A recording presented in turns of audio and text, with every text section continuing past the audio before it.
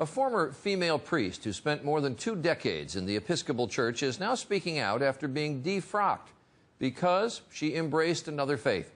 Today, Ann Holmes Redding calls herself both a Christian and a Muslim, but her move to Islam came at a very high price. Dan Harris reports on this woman's test of faith. Ann Holmes Redding was an Episcopal priest for 25 years until a radical test of faith. Several years ago, while she was mourning the death of her mother, she was trying out an Islamic meditation technique that she'd learned in an interfaith class. And that, she says, is when it happened. It came with such clarity and such power that I could understand it as nothing else but an invitation from God. In fact, she says it was Jesus himself who led her to Islam. You think Jesus led you to become a Muslim? Yes. Yes. You're laughing. Because I know it doesn't make sense to people.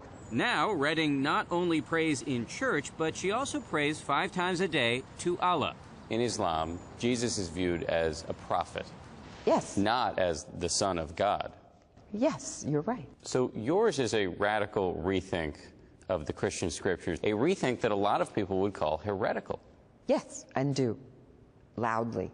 This spring, the Episcopal Church revoked Redding's right to be a priest. Being defrocked, I would imagine, was a pretty traumatic experience.